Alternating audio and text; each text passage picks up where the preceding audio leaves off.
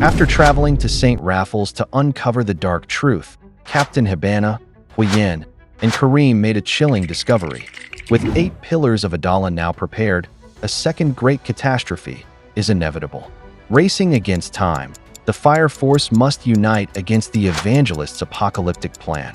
With the fate of the world hanging in the balance, what powerful enemies will they face, and how will they prepare for the coming battle? Let's find out. At Special Fire Guard House 7, Shinra could be seen hanging out in the room. Outside, someone mentioned they would take care of the cleaning there, but another person responded not to worry about it. It was Conro, who was surprised to see Shinra when he opened the door. Upon noticing him, he called him Lieutenant Conro. Conro asked what he was doing moping there, and if he was okay. He explained that he needed to clean there and Shinra was in the way. Shinra then mentioned that he had also experienced an Adala link and asked if he remembered what he did when that happened back then. He added that he was tired of just sitting and waiting.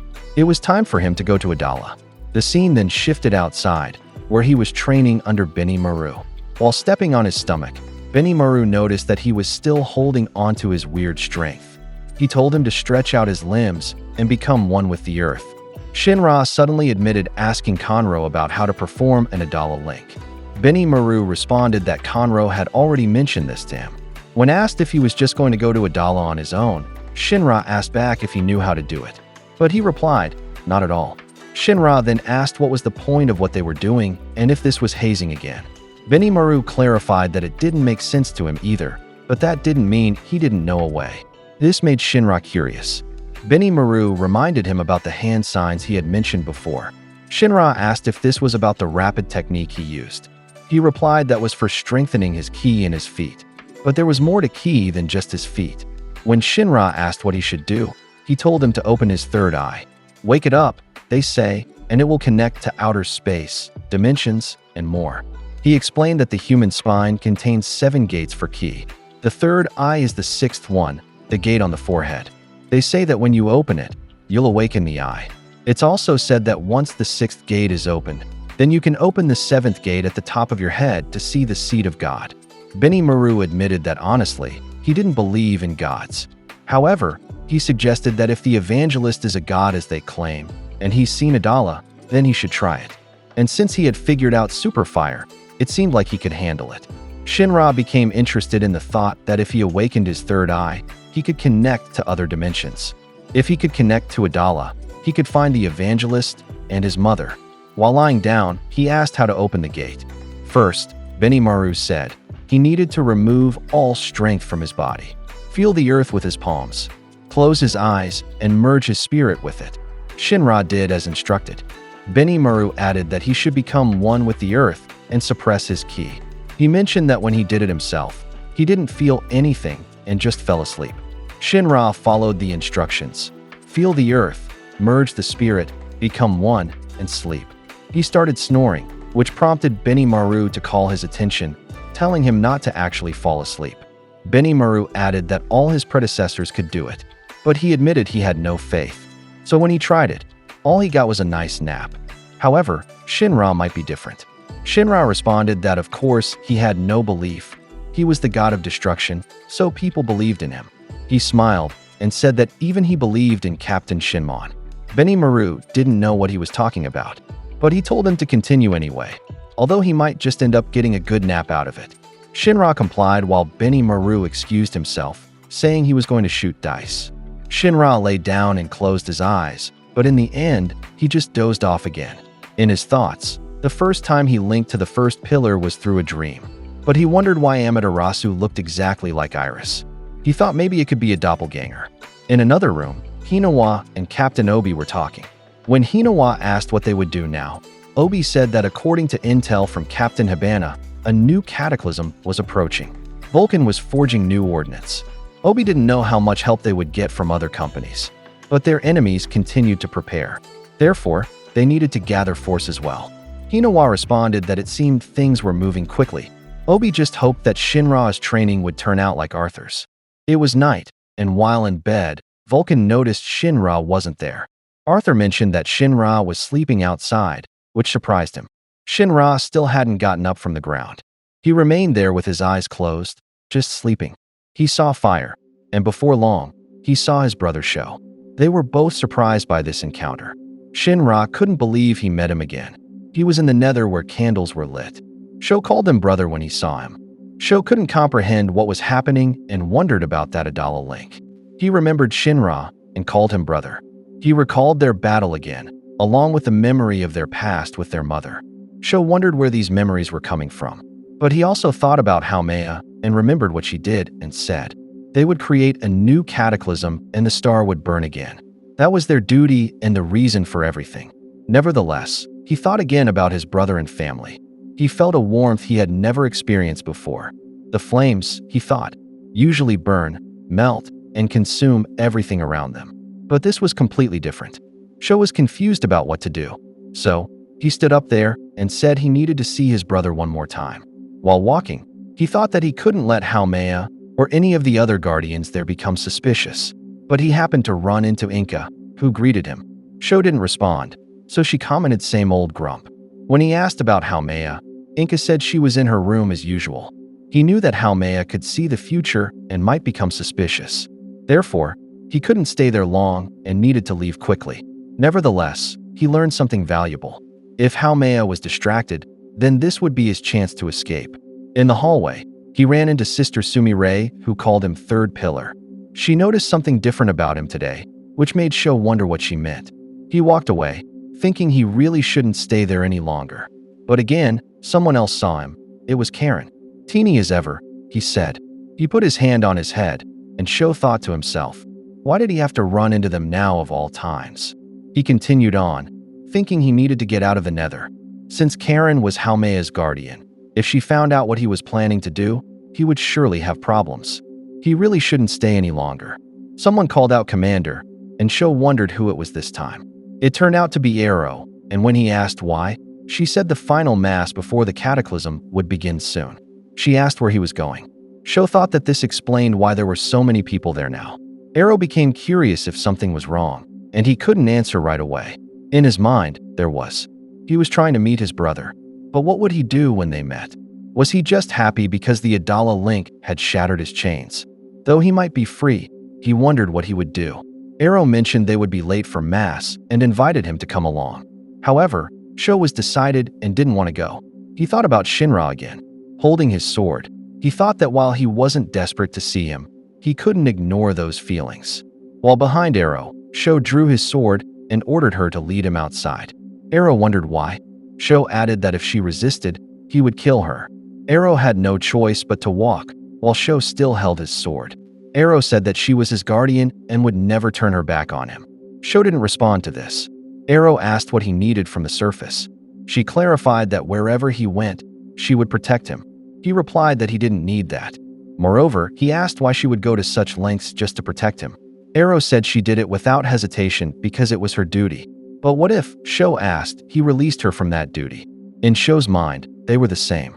She just followed duty commands, and without them, she would be lost. Sho said that all human philosophy and creeds just danced to the evangelist's tune. Mankind itself was bound to the evangelist's will. Both of them were also living according to duties given by the evangelist. However, he had done something different. She should too. He told her to throw it away and live by her own will. But Arrow insisted that her duty wasn't garbage. When Sho asked how, she said that carrying out her duty was her will. She knelt before him and said that his security gave her joy. Sho's orders gave her purpose. And that was her everything. If she threw away her duty, she would also throw away her reason to live. She added that she was an arrow bound to protect him. And once an arrow is fired, it cannot be recalled. Sho blushed at her words. After a while, they reached the exit door, and when Arrow opened it, she said they were now at the surface. Arrow stated that wherever he would go, she would be his companion. However, Sho went ahead and said he didn't need her. As he climbed the stairs, Arrow followed behind him. Sho had already told her to stay away from him, but her only question was how far she was allowed to stay. He answered far enough that he wouldn't see her anymore. Arrow insisted that if that happened, her arrows couldn't protect him. Sho told her not to protect him because he didn't need her arrows. To which she replied that then she would just protect him from the edge of her range. Sho could only sigh at her persistence and said she could do whatever she wanted. She covered her face, and responded with yes, sir. Back in the nether, the white-clad members were praying to the evangelist. They prayed for the enlightenment of lost souls and for the earth to become a flaming sun. May the evangelist's revealed path continue, and everyone agreed by saying Latum. After that, Haumea asked what was wrong with all of them, since the boy had already escaped. Inca couldn't believe it. Someone apologized and said they would issue a search party. But Haumea smiled and said it was okay. Let him do what he wants until the world ends. The pillars were assembled again, and no matter where the 8th pillar was, the cataclysm could no longer be stopped. Meanwhile, on the surface, Sho continued to explore to find Shinra. In the nether, the white-clad members stood before Haumea. Under the evangelist's decree, their mass was about to begin. Everyone chanted bring fiery ruin. Haumea clarified that Sho's absence wouldn't be a problem. Kareem wondered about this. Sister Sumi-Ray explained that with the awakening of the Adala burst, they had already assembled the pillars. That had always been their only goal. He questioned if this meant that now that there's 8, they didn't need them anymore. Haumea clarified that the pillars' location was no longer important, as they couldn't escape the Adala. They were joined with Adala, and the great cataclysm was about to begin. Inca became excited about this, saying it meant countless people would die again. She blushed, saying it would be incredibly fun. Ritsu promised to protect her until the day she died in agony. Inca replied that she might die first, expressing excitement about that possibility. She suggested they see who would die first. Yona announced that the time had come. They had created the Holy Soul and gathered the pillars. Soon, the Pi decoding era would end. The preparations for the Great Cataclysm were complete. He then asked Haumea if she was ready. She responded that she had completed her preparations. She chanted and communicated with the evangelist.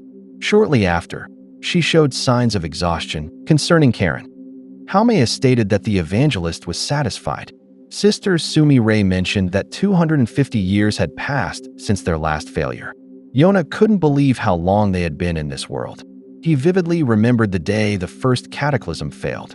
However, the connection to Adala had grown stronger, and he had crossed over with the insects. He saw a man then who wondered what kind of being he was. Yona explained that humans, in their wisdom, called him a devil. The first attempt wasn't good enough, and he needed someone with more influence.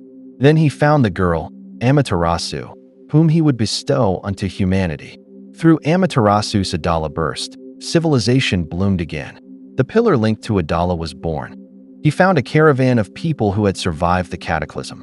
The leader asked what kind of being he was. This leader was Raffles Smith. The survivors needed to rebuild from nothing. So, he decided to make this man their leader. He pierced his body and transformed into him. The man then proclaimed himself the Messiah.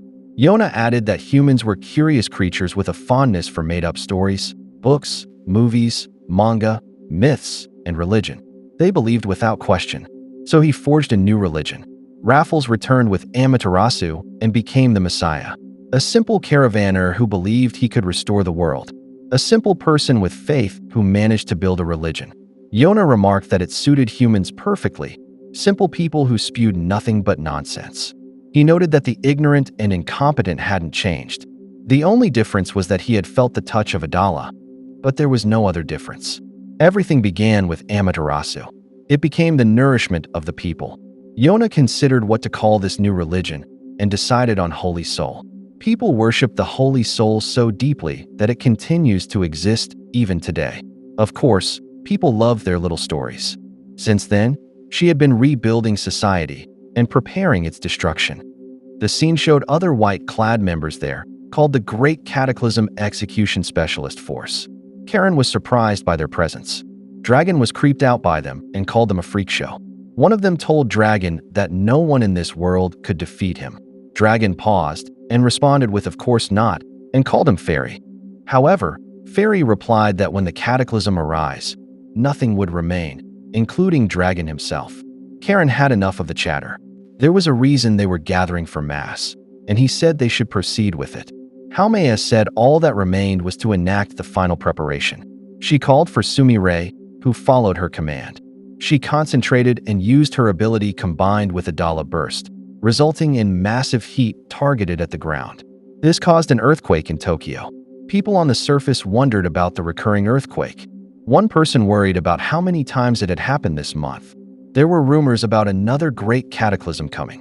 However, the man couldn't believe it, saying if it happened alongside human combustion, they would surely be wiped out for good. Haumea declared that the people were afraid, so they should show them the fiery ruin. And the next earthquake would be the one to do it. The scene shifted to somewhere in Tokyo, where Captain Obi could be seen wearing civilian clothes. He was cautious, carefully observing his surroundings. He wore a cap to avoid being recognized. He followed someone with his gaze, watching him carefully. When that person entered a cafe, he followed and went inside as well. He ordered an iced coffee. After sitting down, there was a man behind him. It turned out to be Gustav, the captain of Special Fire Force Company 2. They had planned to meet there. When asked what this was all about, Obi apologized for being roundabout with things. Well, he explained, they were currently being considered traitors. Gustav acknowledged this and asked what Obi wanted. Obi asked if Gustav was aware that the cataclysm was approaching. He said he just wanted to know if the army was preparing. He was also curious if Company 2 had observed any movements from the Empire and if they would cooperate with them. Gustav asked if Obi knew how dangerous this was and why he thought Gustav wouldn't betray him. Obi acknowledged the danger, saying that was precisely why he was there. He believed the leader should be the one to come. Gustav agreed, saying he knew Obi wouldn't lie or deceive him. That was probably the same reason why his buddies hadn't abandoned him. Nevertheless, the nation and the Empire were no different. Gustav continued, saying Captain Burns gave his life to call for a united front, and he had agreed with that. In truth, it was very ironic. The army should be protecting people, but they couldn't move until something had already happened. Superior orders were absolute. Obi knew that Gustav couldn't disobey orders. He mentioned he was also a former firefighter.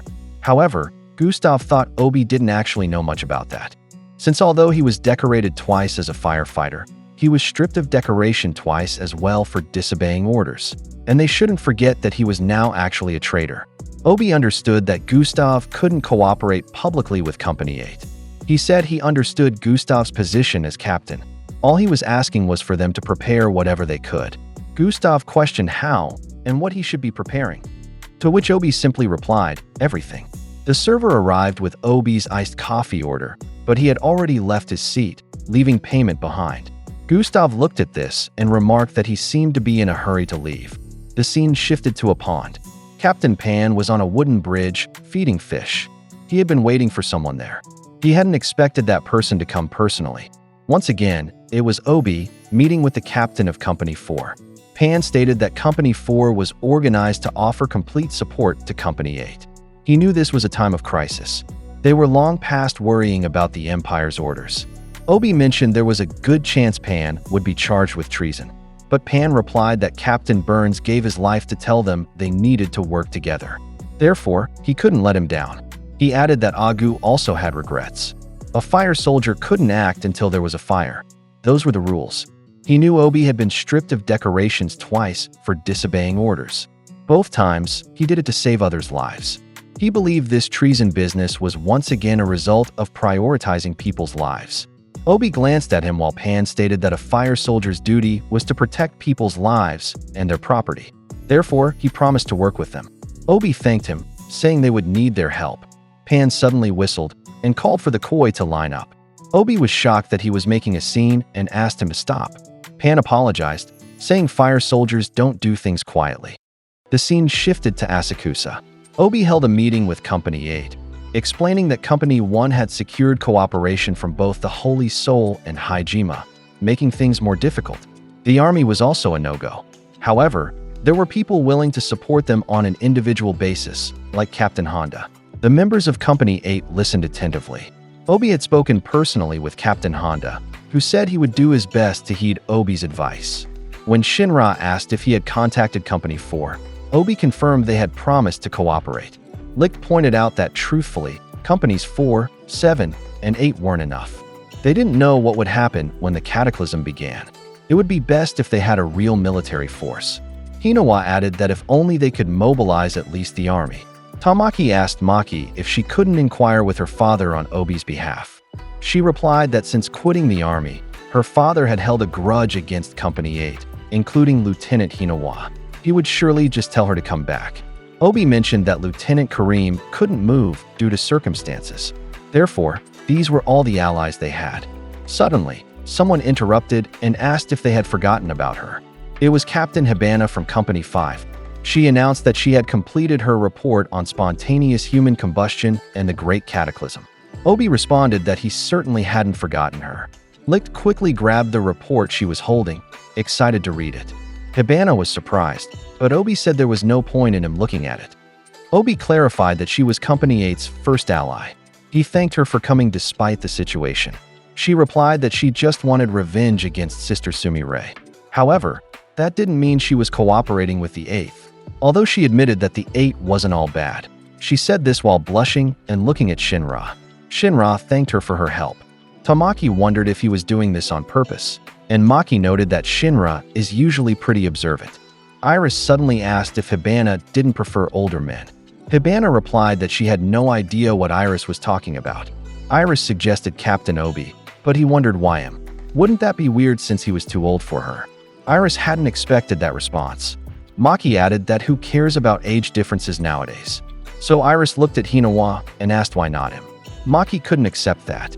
She asked if it wouldn't be weird. Arthur questioned why she suddenly seemed flustered. Hibana stopped them, telling them not to force her on people. Iris then mentioned Shinra and Tamaki would make a good couple, which both of them rejected. Tamaki asked why she would be paired with someone like Shinra. He told her not to act like she was better than him, calling her a cat. He clarified he wasn't interested in her, saying he preferred feminine types like the sister there. Tamaki called him a creep and clarified she was also a sister. Iris suddenly declared she liked Shinra too, causing him to blush intensely. Seeing this, Tamaki called him a creep again. On the side, Maki still couldn't believe Arthur's comment about her being flustered.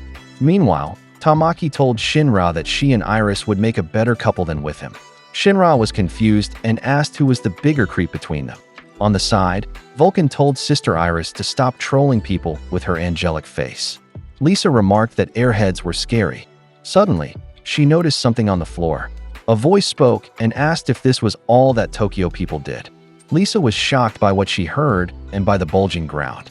Then, a mole suddenly emerged from beneath the floor, destroying the flooring as it attacked using the Lushan mole strike. The two were shocked to see that it could speak. While Shinra was stopping Maki and Arthur from fighting each other, he was surprised by Scop's arrival, who was delighted to see him. He asked the mole what he was doing there, and Scop replied that he had made a huge effort to get to Tokyo, and he would tell him about it. He said he started by following the path from the oasis to Xinqingdao, and the surviving infernals didn't like that, so he thought his goose was cooked, but at that moment, he had an idea.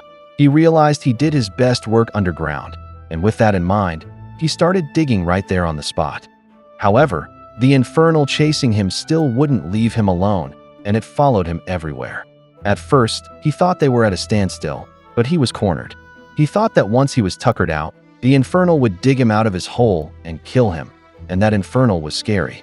It became an endurance test, him against the infernal, but it was obvious how it would end, because he was still digging underground, while the infernal was just running on the ground, so he would be the first to get tired. Even though he was underground, the infernal had his number, and he knew that if it continued, he would be done for. But if it became a battle, he thought whoever was faster would have the advantage, so he needed to act while he still had strength. So he jumped and used the Lushan Earth Dragon Strike, which he had just used in front of Shinra. Then, he said they should give him a moment to tell them about the Lushan Earth Dragon Strike, and what he did was focus every nerve in his body on the digging power of his right paw, and he puffed up all his fur and lunged upward. One punch, guaranteed KO. He said no one was more surprised than he was, and he did what he promised Shinra, and he was digging 1,000 holes every day.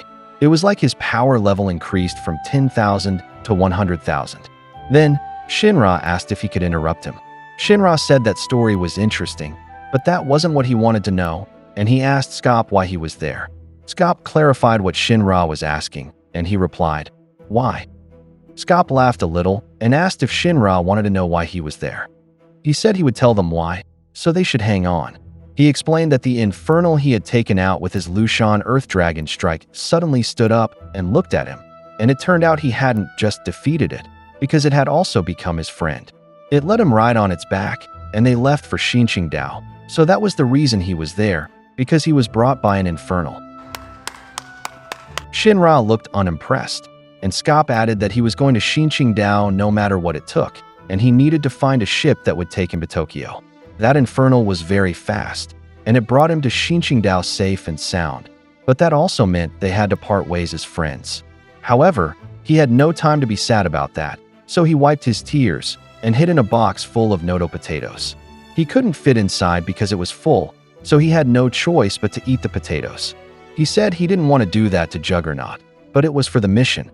It was smooth sailing to Japan, and when he arrived, he had eaten all the potatoes, and he really didn't want to do that to Juggernaut.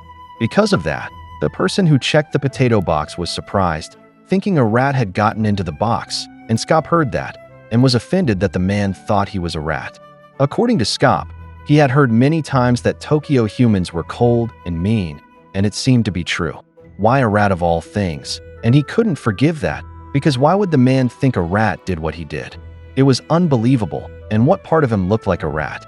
Then, he was suddenly surprised when he saw his reflection in the mirror, because he didn't look like a mole or a rat. He looked like a potato. At that moment, we returned to the present, and Arthur used Neo Knight's shoot on him, a kick attack, so he asked where that came from. On the other hand, Shinra praised Arthur, because even though it was a bit heavy-handed, he had stopped Scop from telling his story. Then, Arthur shouted at Scop not to eat other people's potatoes, and Iris said that was right, which seemed to surprise Shinra and Maki at what the two were doing. Hinawa said he had read the report about Xinqingdao, but before he could finish, Obi said there was indeed a talking mole in front of them. According to Hibana, she had heard you could get high from gas leaks, and she had assumed it was a hallucination, but it was real. Then, Shinra took Scop away from Arthur and Iris, and asked the mole what he had come to Tokyo for. Scop replied that he had come to give Shinra the final message from the Lady in Black, and it was about the upcoming cataclysm. They placed Scop at the front of the room, and they sat in front of him to listen to the message. Scop said, "What the heck?" because they didn't want to listen to his grand adventure, but they were all sitting properly in front of him. Because of that, Shinra told him to just deliver the message. Scop asked if they wanted to know about the cataclysm, because that was why he had come, and he said the Lady in Black had said the cataclysm was near, and it was right in front of them. The situation was different now, because the white-clad had the pillars, pie, and everything. Licht realized that the markings in Xinqingdao were pie, and he said he had read in Captain Hibana's report on the convent that the pillars underground were arranged in a circle, so he asked if Scop was saying that was related to the cataclysm. Scop replied that he heard from the lady that the main reason why the cataclysm failed before was because they couldn't decode pi. So the evangelist gave people intelligence and enhanced their level of civilization and kept things going until pi was decoded. Vulcan raised his hand, and he said he was also wondering something on that note. He said his ancestors were the ones who made Amaterasu, and they had left a key. If there was a relationship between pi and Amaterasu, maybe that was the key to unlocking pi. Licht understood that they couldn't unlock the secret of pi before, but Vulcan's predecessors could unlock it. Then, Hibana confirmed if what Scop was saying was that it was too late, and the White-Clad was ready for a new cataclysm, and their world would merge with Adala, and it would become a burned-up star. Tamaki asked what Adala was supposed to be, and why the world would become a flaming star if it merged with Adala. Shinra replied that when they investigated the Chinese peninsula, there were scars left from the cataclysm, and there was a tear where the air seemed to be warped, and no one had gone in and out to tell about it. Maybe Adala was in that rift, so what could be on the other side? According to Licht, seeing as no one could pass through, all they could do was speculate from the surrounding phenomena they had observed, such as the distorted earth, and of course, the talking animals. Scop said he didn't know anything about Adala, or where they came from, but now that he was in Tokyo, he felt more that he was close to the tear. He said he had been digging to feel Tokyo, and there was a strange energy flowing there, and when he felt it, he followed it. Shinra wondered what Scop was referring to, and he added that it had led him to an underground room with pillars in it, a lady, and a weird old granny.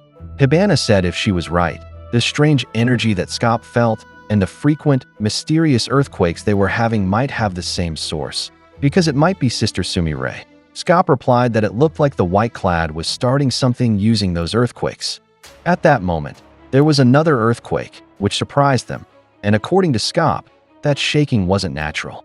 We were shown that the waves in the sea were getting stronger because of it, which was noticed by the fishermen at the fishing port.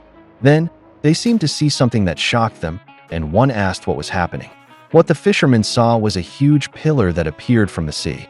In the next scene, we went back a little to the past, where it showed how the pillar emerged from the ocean, and it almost capsized a nearby boat. The man on the boat felt it, so he was very surprised and asked what it was. Then, the scene jumped to Company 8 watching the news about the appearance of that pillar in the Pacific Ocean, and there was reportedly an ongoing investigation about it, which was approximately 500 meters tall. They were all gathering to watch it, while Licht and Captain Habana were just in the back. Captain Benimaru and Joker seemed to have heard it too, and Benimaru said the white clad was up to something nasty, and according to Joker, they needed to move quickly if they didn't want the white clads to get their way. On the other hand, Licht was completely stunned by the news, while Habana said there wasn't just one at the convent, so it wasn't over yet. Licht looked at her because of that, and she added that she guessed they would see 7 more like it. Licht realized that if all the pillars appeared, it seemed the cataclysm had begun. Then, suddenly there was another breaking news that came out, which shocked Shinra, and the reporter said they had heard from one of their crew members at the location that at the base of the pillar, a titanic infernal had appeared. People there panicked, and someone was saying they should leave, and someone was saying it was coming toward them, while someone was asking if it was an infernal. The infernal was shown to be truly frightening, and in the next scene, Obi was asking Shinra if he was serious, because if that infernal made landfall, the damage would be severe. Shinra replied that he could get to the pillar before the infernal landed, and he was the only one who could fight in the open sea, so Obi should let him go. Then, Shinra left, and Skop was with him, telling him to stop the fire force, because as he said before, they couldn't attack that pillar. The damage to Tokyo would be a disaster, while Obi said he was counting on Shinra, and Hinawa said it might be better for them to stay put while they prepared. We returned to the scene of the pillar, and Company 2 had arrived there too. They had come out of their matchboxes, and they were going to their respective stations.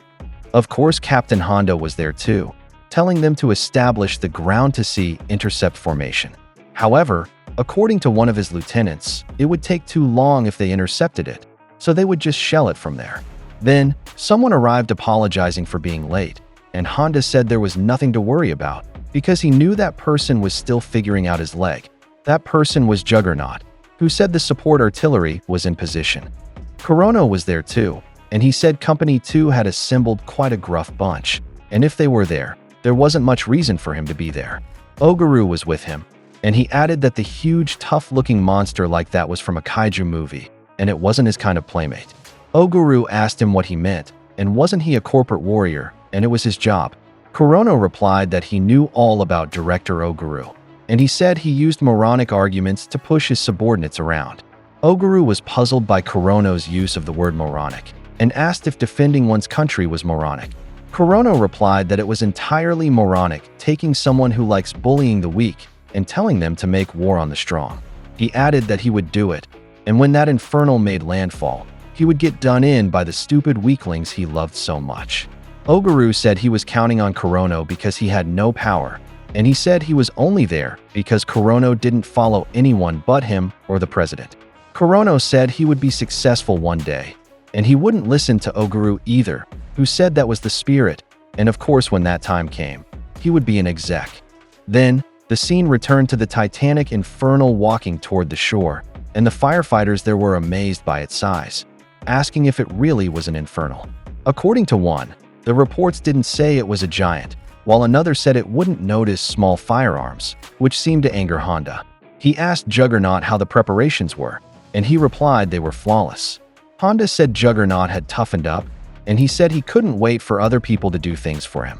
He said if he didn't fight on his own, he would lose something important.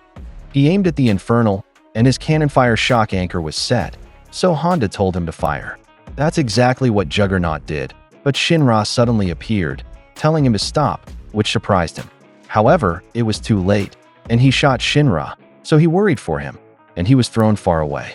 Shinra was badly burned because of it, and he landed in front of the Titanic Infernal. Juggernaut asked why Shinra got in his line of fire, and he noticed that Scop was there too, which surprised him. So he asked what he was doing there. Scop told him that he couldn't destroy the pillar because Shinra was protecting it. Juggernaut argued who cared about that, because they needed to save Shinra, so Scop asked him what he thought he was doing. According to Captain Honda, what was Juggernaut doing? Because he would sink if he entered the water wearing all that gear. Juggernaut was about to argue, but at that moment, Kurono ran and dove toward Shinra. Juggernaut stopped because of that, and Kurono was swimming in the open sea even though he didn't have goggles.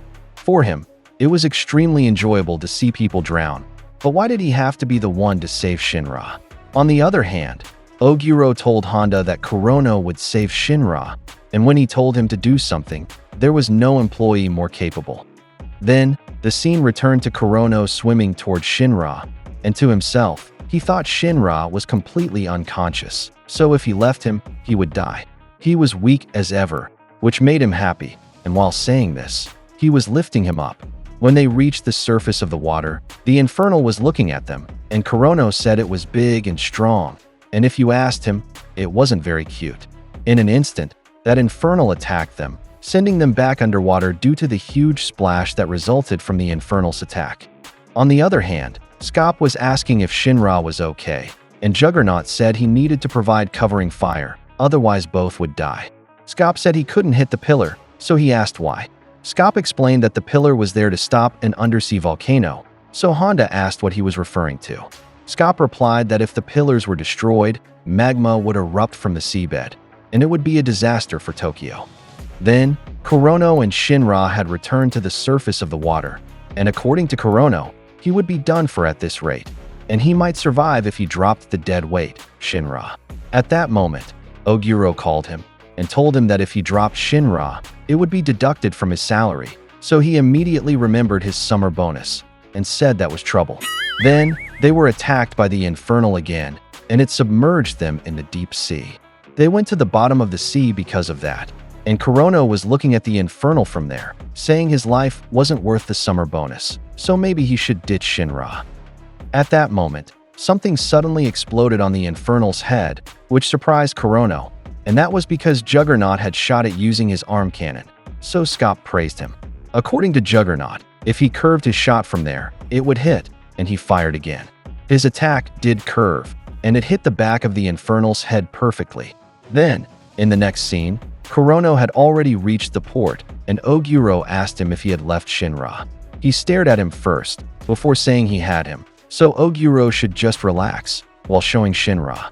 As he was climbing ashore, he told Oguro he could at least help him, but he replied that his suit would get wet. Oguro added that the workday wasn't over yet, because it was time for the important part. Kurono replied that he knew that, and the Infernal didn't even flinch at Juggernaut's attack, so he didn't know what Oguro expected him to do. Oguro asked if Kurono would rather deal with him, but Kurono said not in the slightest, while preparing his powers. Then, Kurono flew toward the Infernal, and Oguro seemed confident with Kurono handling it. And he had even captured a wanted man, so he said talk about an unexpected bonus. Honda asked him what he thought he was doing. He said Shinra was a fire soldier, so Company 2 would secure him for the army. Kurono argued that Hajime had the first claim, so Honda asked if Hajime planned to interfere with his army business. The two were at a standstill, and someone answered Honda's question, saying no, because they were just stating their intention. Kurono and Honda wondered who it was, and it turned out to be Fairy, floating upside down. Honda asked him how he got like that, and he replied that for him, Honda and Kurono were standing on the ceiling. Then, Fairy levitated Shinra, doing it with almost no effort. Oguro was alarmed because of that, so he walked toward Shinra, but suddenly he was thrown back. He just laughed while calling Kurono, who seemed surprised by his call. He was about to fall into the sea, and Kurono said he got him, but if he dropped him, there would be one less person above him.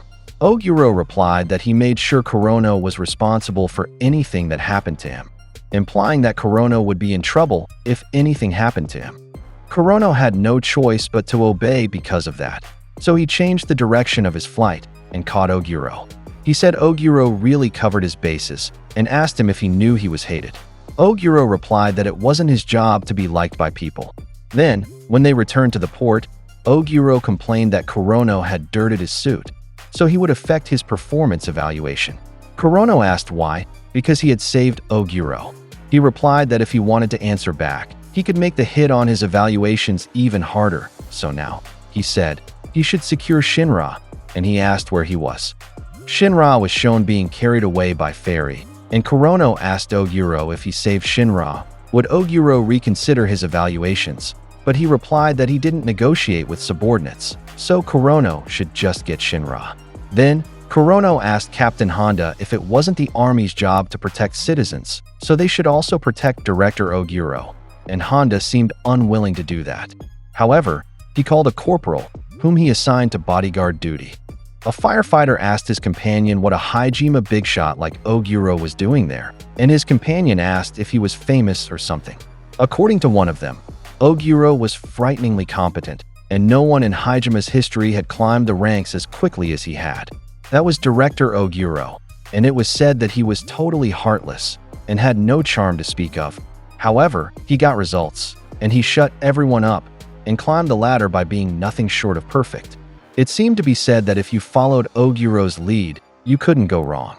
Oguro said he was there to make decisions so Kurono wouldn't make mistakes, so he should listen, and he replied that he would.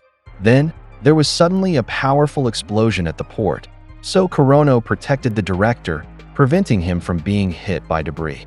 After the smoke cleared, Oguro asked if it was true that the Infernal spat fire because its mouth was open. On the other hand, Juggernaut was checking if Scop was okay, and he said the attack had come from the Infernal's mouth, and if that landed in Tokyo, they would have been in trouble. Someone was asking for a damage report, and a firefighter said there were fires in 8 buildings and 10 injured Company 2 soldiers, while there were also injuries among the residents. Not far away, Fairy saw that, and he was telling the fire force members to stop the giant, because the time had come and people had power. On the other hand, Oguro said there was a change of plans, and the first priority was to take down the giant. Then, Scop was telling Juggernaut to bring down the giant Infernal before it got closer, and Juggernaut was continuously firing at it. Scop was pleased because it was working, so he told Juggernaut to keep hammering it, while Fairy was saying that if people couldn't take down the giant, the ritual wouldn't progress, and they needed even stronger firepower than what they were using. At that moment, something was coming toward him, so he was surprised, and he seemed to already know who it was. It was Arrow, and she was raining attacks on him. Those attacks weren't hitting Fairy, so he couldn't believe Arrow was attacking him because her attacks were too clumsy. He was barely avoiding those attacks, so he asked what Arrow was aiming at. At that moment, there was someone jumping on Arrow's projectiles, and it was Sho who said the shots were quite perfect. However, Fairy used his powers on him, which surprised him because he made him fall. Then, Arrow fired again, and it was going in Sho's direction. Sho used it to recover, and he jumped again toward Fairy. He tried to slice Fairy's head, but he didn't even blink, and he threw him back very far. Fairy revealed his entire body and told Sho that he should have let him protect him. So now, Sho would fall into the stratosphere. That's exactly what happened, and Arrow fired again, and her arrow curved to support Sho, who said he didn't need the grace of the evangelist for what he was going to do. On the other hand, there was a projectile heading toward Fairy, and in an instant, Sho cut his body in half.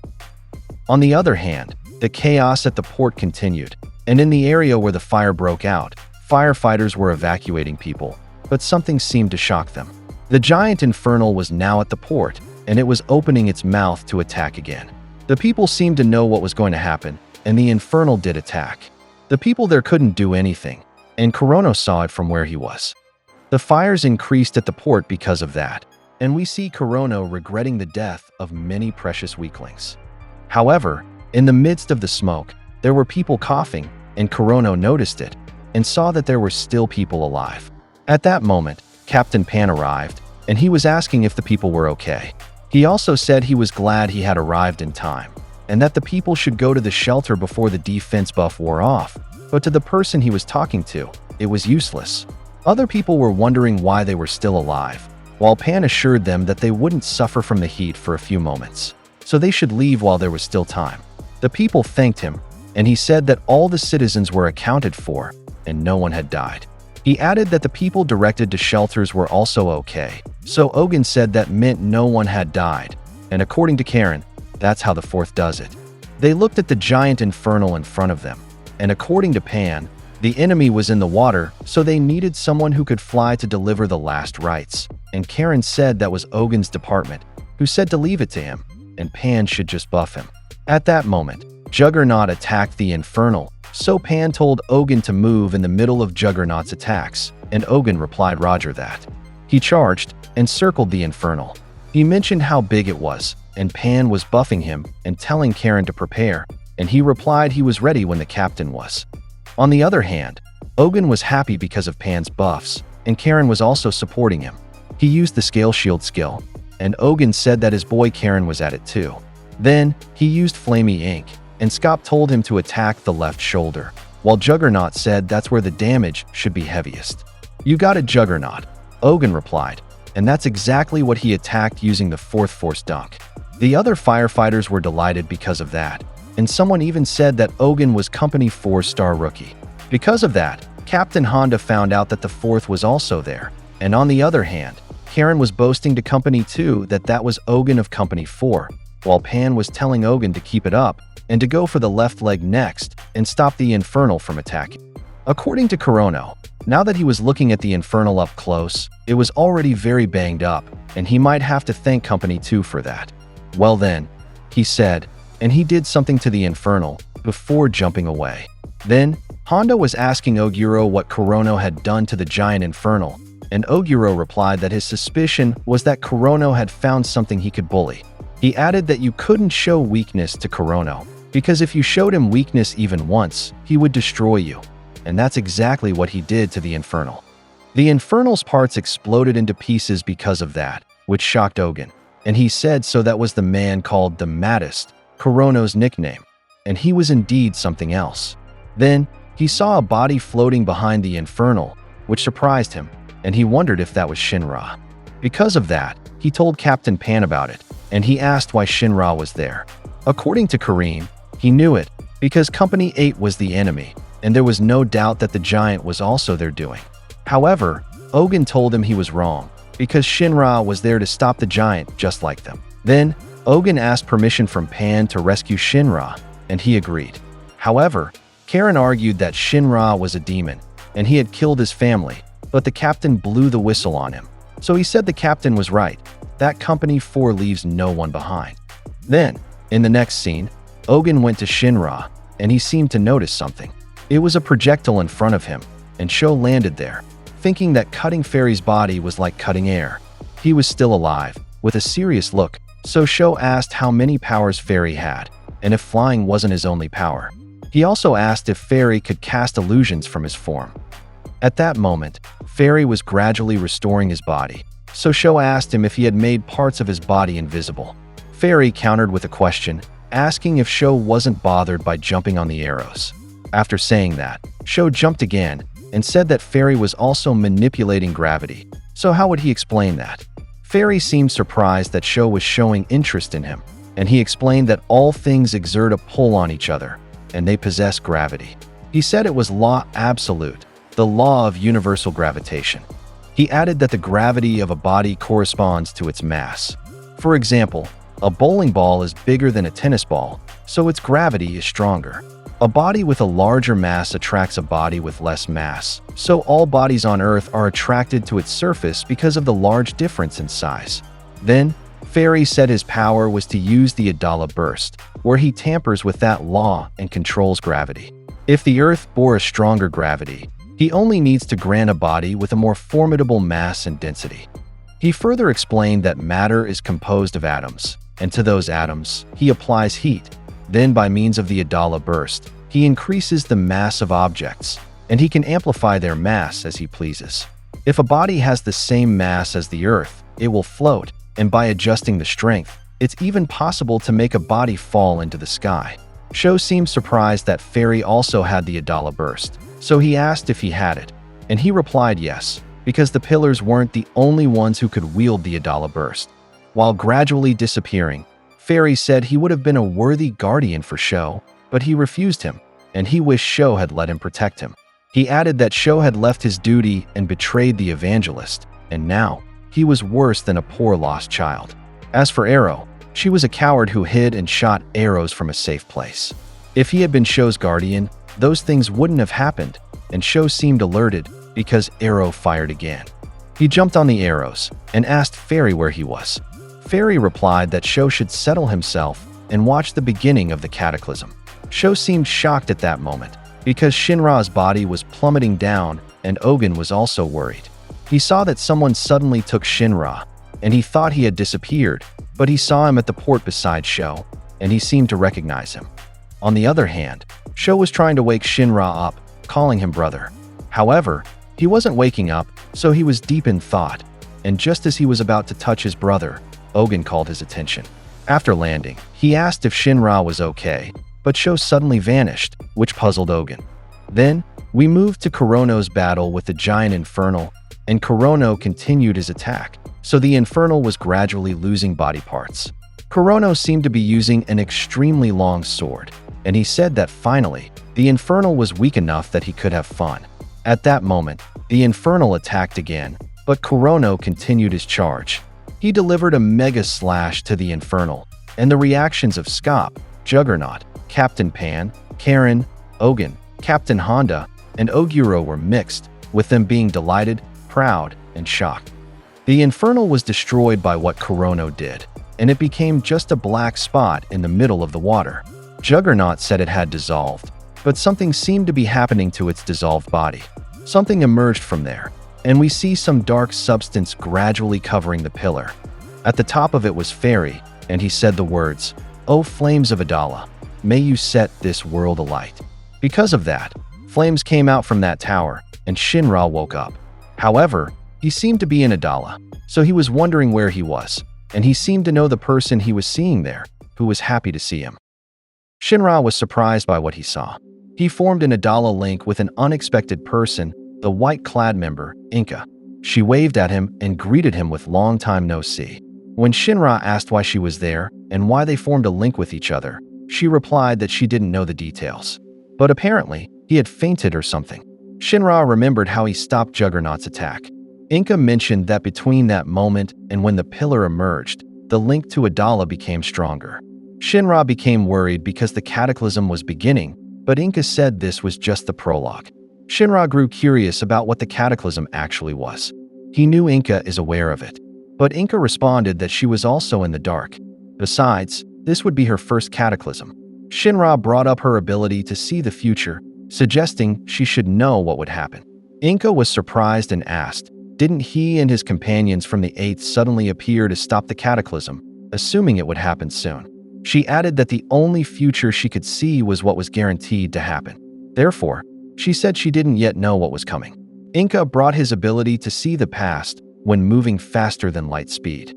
If he looked at the events before the cataclysm, she suggested, he might see what would happen next. Shinra was surprised by her words and wondered if he could do that. While Inka couldn't see the past, she said she could predict what would happen next, and she was sure he would look into the past. So, she held on to Shinra's back and asked him to take her with him. Shinra hadn't expected this, but Inka said there was no point in fighting it, as it was bound to happen anyway. Shinra didn't respond to this. Inka got excited and said it was super light speed time. She said he would fly her to the past. She added that he would fall in love with her too. Shinra was shocked by her statement, but Inka said she could already see it. He would fall head over heels for her. Shinra told her to stop lying. He said that even she couldn't see the flames of love, so she should stop saying such stupid things. Also, he warned her not to fall off. Inka just laughed at his response. Shinra dashed off and tried her suggestion to return to the past. He concentrated, thinking he just needed to surpass light speed and head straight to the past. The two traveled through the void, and Inka grew curious about where they had gone. Shinra explained that this was the world they would reach when they exceeded light speed. Their bodies had turned into particles. After a moment, they reached the end and were shocked to see the pre-cataclysm world. Shinra's eyes widened because this was the past they had expected, a Tokyo like theirs, full of people. The only difference was there was no spontaneous human combustion. Everyone was busy with their own lives. Shinra went blank at what he saw. They remarked that those creatures looked like humans. Shinra was overwhelmed. He couldn't look away from the world before him. He was consumed by extreme anxiety. as his blind beliefs that he had assumed were sanity began to shred away. He couldn't suppress the powerful sense of nausea. He seemed possessed or something, while fighting to keep his madness in check. The scene suddenly shifted to a view of the ceiling, with Shinra lying on a bed, his entire body restrained. Anxiety was evident in his eyes. According to the news from the TV there, 3 months had passed since the initial appearance of the first pillar. Now, a new pillar had appeared, the fifth structure to emerge. While lying there, Shinra couldn't believe what he heard about this fifth pillar. Shinra struggled to break free, but his hands were locked and he was tightly bound to the bed. He couldn't understand why he couldn't move and why he was chained there. When he heard the news about the fifth pillar, he was confused because in his mind, there was only one pillar. He tried hard to figure out what was happening. He grew curious about where he had ended up. Again, he recalled the scene he saw when returning to the past and wondered if that Adala link had just been a dream. He wondered where he was and what had happened to him next. Had the white-clad captured him and tied him up there? Extremely frustrated, he kept struggling against his restraints. Someone heard the noise from inside and thought he was finally awake. Shinra looked toward the door to see who was on the other side. Who could have done this to him and locked him up in such a place? Suddenly, Captain Obi and Hinawa appeared, telling him not to resist and that he needed to calm down. Shinra was shocked to see the two of them. He had so many questions about what was happening. He said that when he opened his eyes, he was suddenly chained up. He begged them to tell him what was going on and to release him. Captain Obi just held his head and asked what had happened to him. Shinra stopped at that question. Obi said that ever since the first pillar appeared, he seemed to have become a different person. Shinra couldn't understand what he meant by that. Arthur also peeked into the room, only commenting that he had returned. They all looked at him when he asked where Shinra had gone. Shinra was confused by his question about where. Finally, they removed the restraints from his hands and feet since he seemed to have settled down. It appeared he had no memory of what had happened, and perhaps the old Shinra had returned. When they asked what was meant by returned, Arthur clarified that was exactly it. Lately, he had been Shinra, but not the Shinra they knew. Captain Obi wondered if Amaterasu got a hold of him, but Arthur didn't think so. It was someone he didn't know. Until today, he was Shinra, but not himself. Shinra was completely blank at that. Looking in the mirror, he was puzzled by what had happened to his head. He couldn't accept his current appearance and asked why he had ear piercings. He wondered what had happened to his precious black hair from his mother. His companions observed him, and that was exactly Arthur's point. Hinawa also thought this was the old Shinra. Shinra approached Obi and asked who had given him this wannabe gangster-looking hair. He asked if he has any idea how immature and embarrassing that look was. Obi replied that he had done it to himself. He tried to calm him down, saying it wasn't that bad. Shinra just scratched his head because he couldn't remember doing it. What was wrong with him and why had he done that? Looking back at it, he knew he would think of himself as an idiot. Like people who blindly follow fads without thinking and end up looking ridiculous.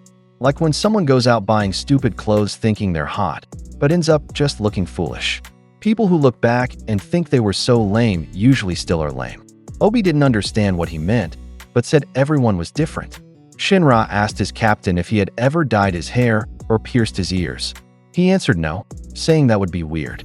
See, Shinra responded. Obi spoke to Hinawa, saying this wasn't the Shinra they'd been with lately. Hinawa thought he had lost his composure and the old Shinra had returned. Shinra just facepalmed when he realized he had lost time and hadn't been himself. He asked what kind of person he had been. Obi explained that it was like he had gone through a late-onset period of teenage rebellion. Hinawa added that he had been somewhat harsh. Shinra felt embarrassed about that and asked for some time alone. He turned away, saying he needed to fix his hair and think. Shinra took a bath first and thought about how his memory had suddenly disappeared.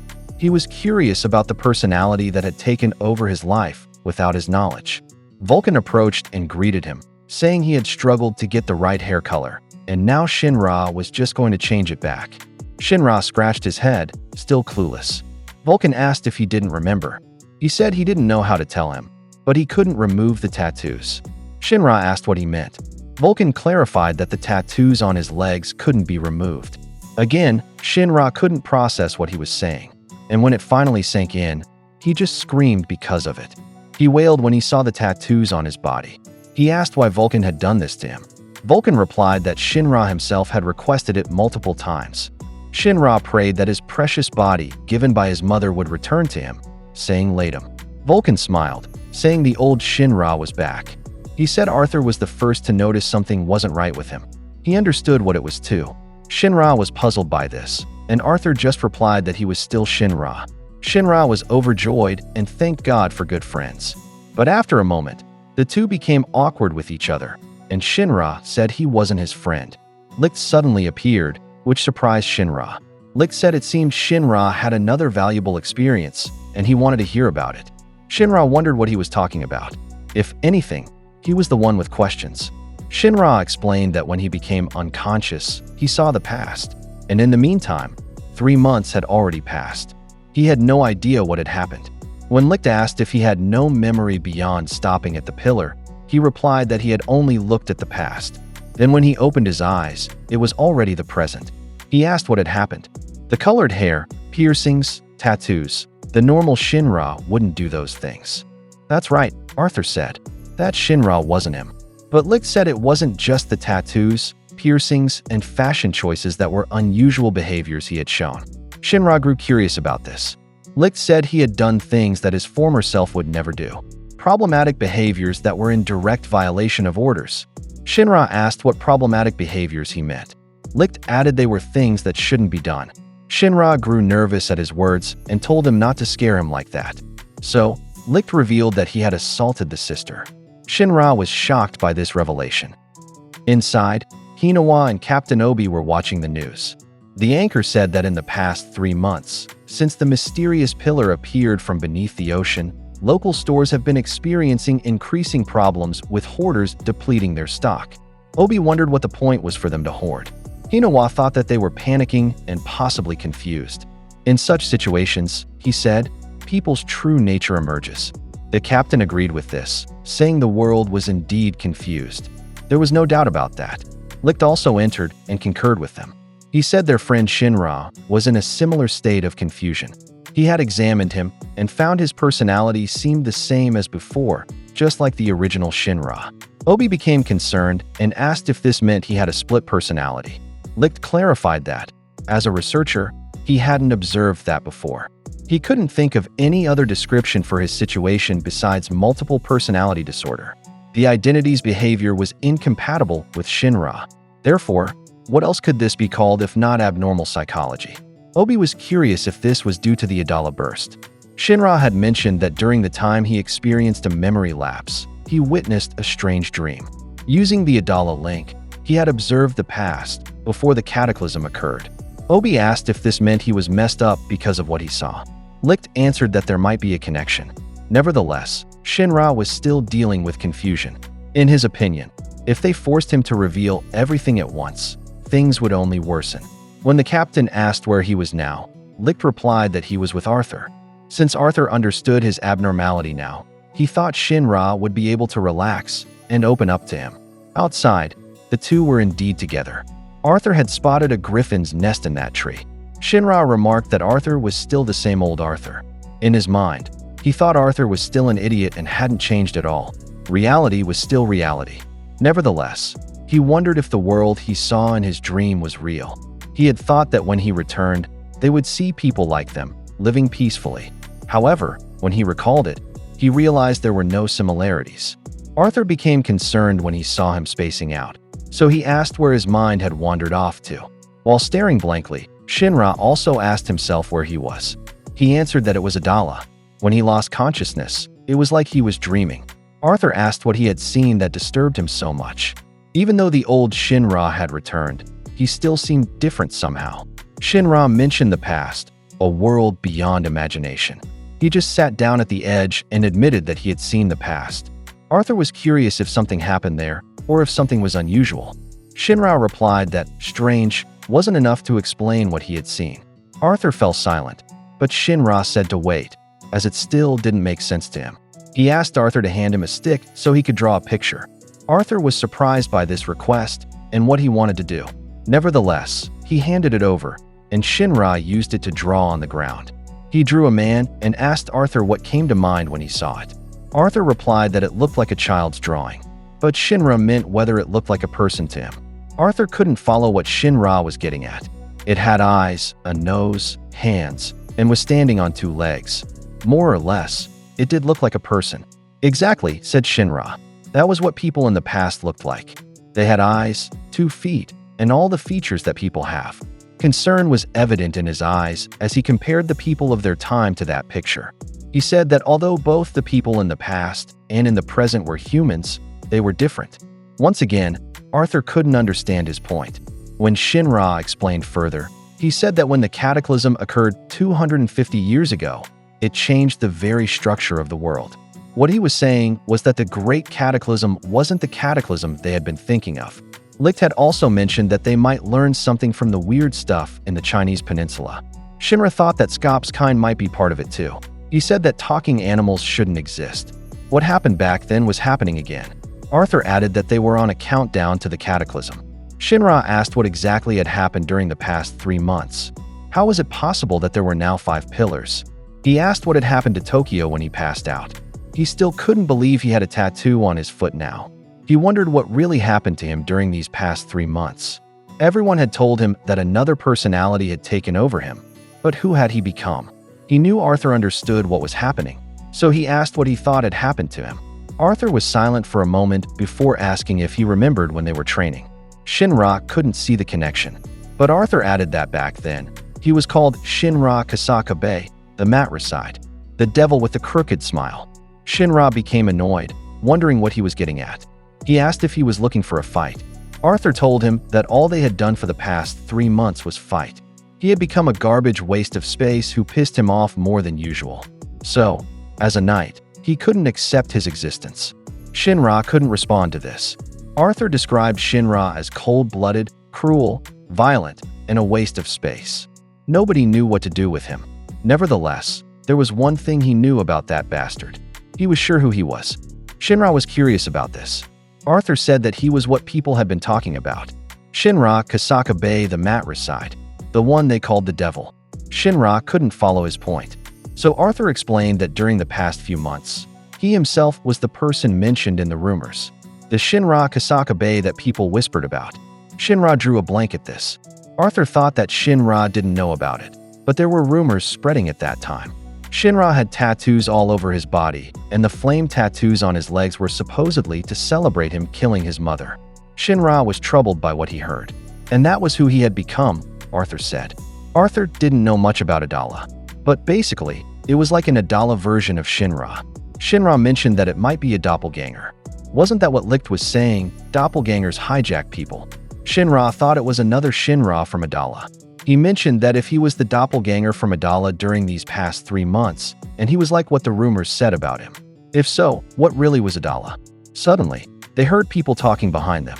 Someone asked if it was okay to leave her alone, and the other person replied yes and thanked her for her concern. Shinra looked back because of the familiar voice, and it turned out to be Sister Iris. When she greeted Shinra, he became concerned upon seeing her.